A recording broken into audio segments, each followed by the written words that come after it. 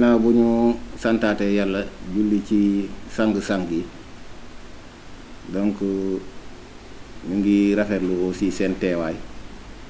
comme question bi nga laaj bi réunion bennoo amut Fissel réunion parce que li may wax sax yéen a ma ko gën a xam wala ñun ñëpp ñoo ko bokk yem xam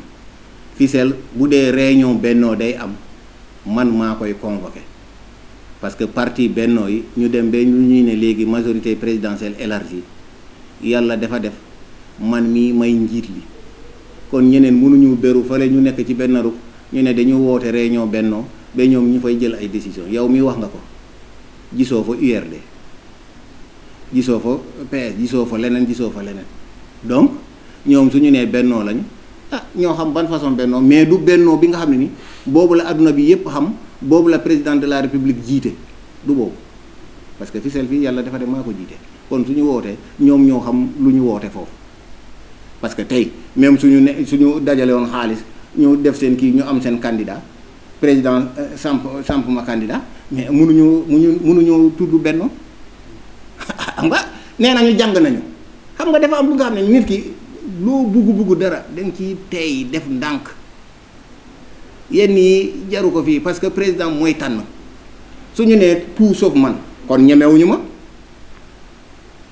suñu ñemee dañuy ne ñun diw mooy suñu candidat léegi nag kooku la ñuy gungee léegi président ku mu su tànnee keneen tamit léegi su boobaa ñun suñu candidat kooku ñun dinañ ko duma xam nga mooy foofu da ngay wane ni yow am nga doole mais ñu bëri ci ñoom dee nañu ay candidat lañu ñooñu ñëpp ngay gis foofu ku nekk dafa déclarer sa candidature mais dañu tële ñenn ñi dem nañu fii ba Dakar di passe fu nekk pour ut ku leen di cautionner ba tey fu may waxee ni amaguñu ko léegi nag ñu ne nañu daje ay société civile ay nangan lu kenn xamul ñu ne ñoom ñooy bennoo dañu tout sauf le maire du ñu yàlla moomuñu Fissel moomuñu parti bi moomuñu président dañu koo bokk kon kay man candidat laa bu dee ñoom am nañu ay candidat ci bennoo bi man candidat laa parti APR laa nekk fii may diriger APR je suis candidat ci APR candidat ñoom suñu amee candidat ñu dem daje candidat à la candidature bu dee su dul loolu tamit man moom je suis candidat te président mooy tànn man loolu moo tax bëriwuma ci groupe yi su dul noonu fii sax ay wax yooyu yëpp du ma ko mais nag xam nga suñu la posé question yi il faut nga wax comme lu ministre kii des sports wax keroog rek Fatick waaw ñëpp di kii fii di fëgg dënd candidat man mii mun naa ko def mais damay respecter discipline parti bi président moo yor le dernier mot ku mu tànn boobaa ku mu neexut xëy na nga beru wala nga xool li ngay defi mais président nag moom kër gi borom kër nag su ne lii mooy nekk suma kër ku nangu nga des fa ku nangut nga utu fa nga jëm loolu laa gis mais encore une fois du bennoo moo daje ji nga responsable URD bi mu ngi fii ci salle bi fii ñu ngi réunion waaw kon nag man maa war a convoqué xam ngeen ko ñoom xam nañ ko dañuy man xaw ma c'est du cinéma je ne sais même pas xam nga jamono ji heure bi ñu toll lu neex waaye rek nga woo presse bi wala nga toog fu nekk su la neexee nga ne yéen ñii ku mu neex nga ne candidat nga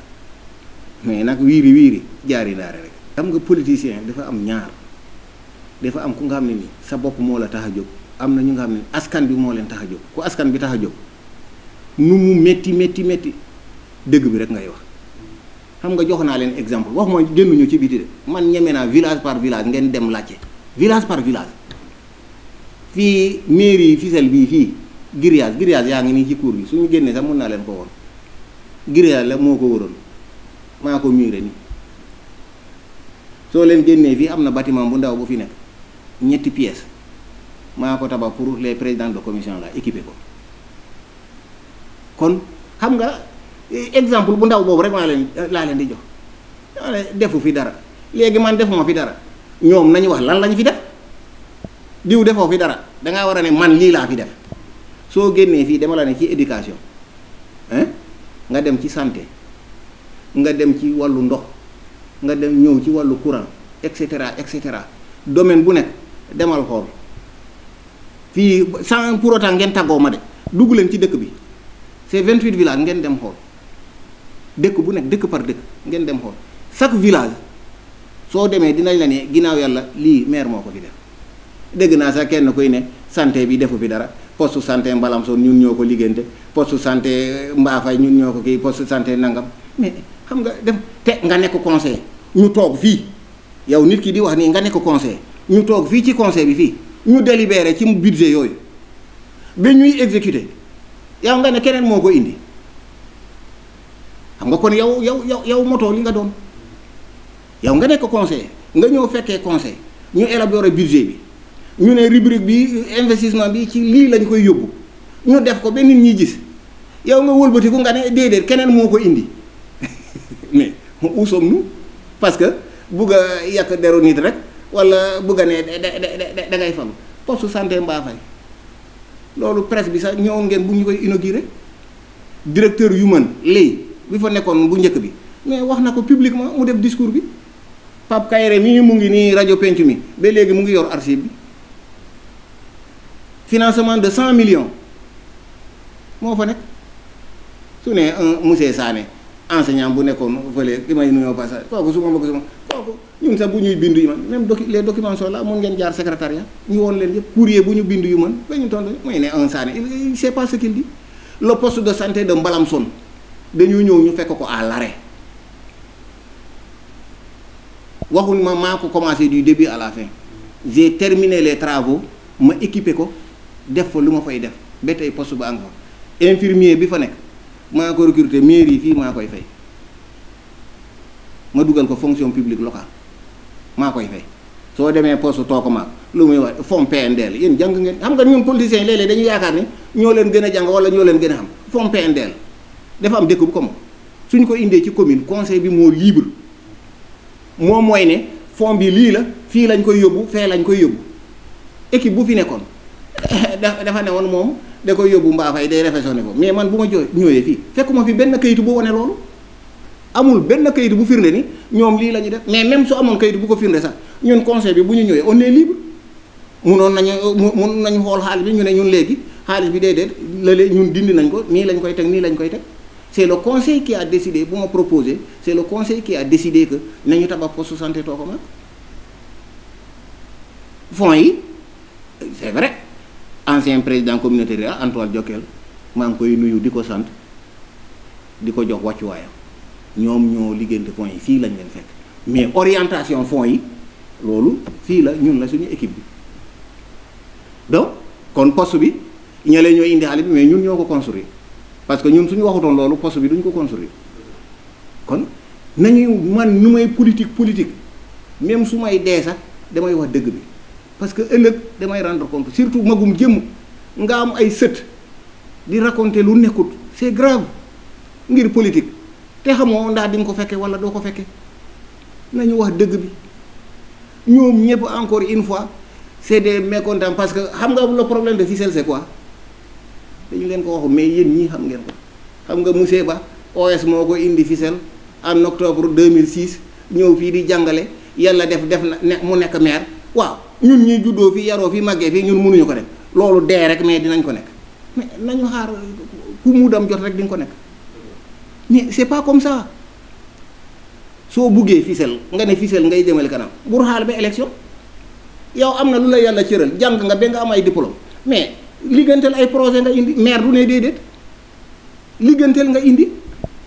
sukkali dëkk bi mais yow nga ne su ma nekkee maire rek lay sukkali dëkk bi léegi kon soo nekkul maire nag parce que xamoo lu la yàlla jagle kon xam nga doo mus a def dara ah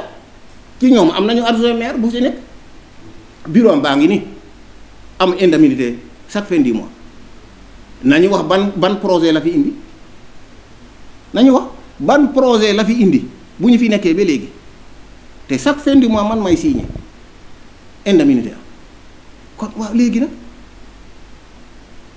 am na ñu nga xam ne ni fii la ñu newoon yàlla def ñu jëlee leen fi vice président communauté rurale bu dee def na fi dara dinañ ko fi jëlee tey ngay ne man damaa bëgg a dellu foofu xanaa ñoom dañu yaakaar ne population yi dañoo gumba nee nañu askan bi ñoom la ñu nekkal jarta xëccoo nañu samp seen candidature keneen samp candidature am ñu dem xëccoo ku yàlla jox ñu jàppale kooku man de wallaahi même su ma fi toogul ku fi munta toog li ma xam ak li ma mun dinaa ko wax kooku bu dee li ma indi la dinaa ko ne lii de gis naa ko am mu ngi ni loolu mooy bugg sa gox loolu mooy bugg sa dëkk loolu mooy taxaw sa dëkk mais wax rek élection su jotee nga wax élection su passé dem nga sa yoon kenn du la gis xew yi sax kenn du leen gis du ceetu du ngénte du dëj xanaa lu sës si yow yi ngay ñëw mais léegi heure bii ni déedéet ñëpp ay mbokk lañu doomu Fissel la fëgg dënd doomu Fissel noonu ngay doomu Fisseloo c'est comme ça non nañu bàyyi caaxaan te ñu nekkal askan nañu respecté askan bi nañu ko respecté ko mooy nañu nekk seen wet à tout moment ñu leen di gunge loolu la doomu dëkk loolu mooy njëriñam président de la république loolu moo ko tere nelew kon ci tànk yooyu la ñu war a taxaw mais ay wax lii regroupé wu nangam regroupement bu nga xam ne ni ñoom kese su passé ñoom anam des conseillers parmi ñoom wallahi feuille de présence yaa ngi na le dem leen secrétariat parmi ñoom des conseillers ñi nga xam ne ni man dama dul xeex comme ñoom nu ñu ko foogee mais ñoom nar na fekk balee naa leen bu yàgg te dootuñu mën a nekk candidat am na ñu nga xam ne ni lu ñu fi ñëw ci conseil ñu fekkee ko depuis 7 ans yi motul 5 fois motu ko te texte yi dañu ne 3 absences de suite sans justification maire mun na déclencher la procédure ñu dakk la mais dama leen bàyyi xam nga lu tax balaa ñuy ne ni da leen ragal pour élection yi di ñëw bu dee ni da nekk candidat moo tax ma baleen liste yaa ngi fii feuille de présence ñu ngi fii mun naa ko génnee ñu consulter ko yow da nga loolu da ngaa bugg sa dëkk élection ba élection nga bugg sa dëkk élection ba élection mais yooyu ay caaxaan la doomu ñii kii doomu Fissel la kii fi ngi fi kii mu ngi ni xam nañ lu xew ci éducation rek laaj leen kii c'est un étudiant subvention étudiant maa ngi ko fekk ci 300 000 kii mu ngi ni c'est un étudiant aujourd'hui je suis à 4 millions billahi wallahi taala alquran baa ngi ni wallahi laa la waatal ma ne leen je les défie ku nekk na toog na ñëw toog ngeen poser question ñu dem wala ñu dem visite de terrain ngeen xool fekku leen fii ay poto fii ci bunt bi pourtant boobu mooy deuxième phase pour ma yokk électricité Fissel ci ginnaaw fii la war a électricité mu ngi ni de poto yaa ngi ni bientôt on va commencer tey fu mu nekk ne mun naa leen liman ci ay quartier ngam soo leen demee ñu ngi fay def adduction d'eau tey kii dans la semaine là tey waaw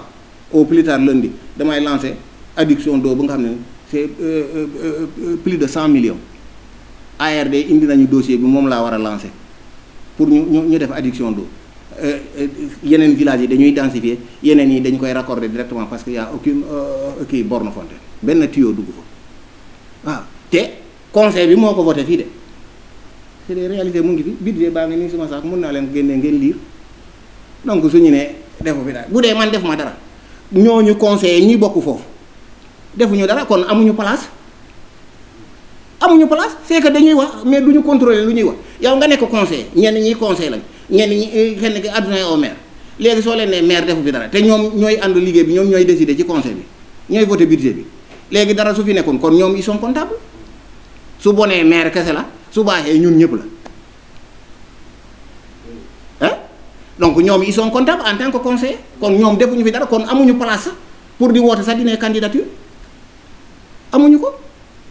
donc vraiment c'est ça la triste réalité xam nga dama la ne nit ñi nelewuñu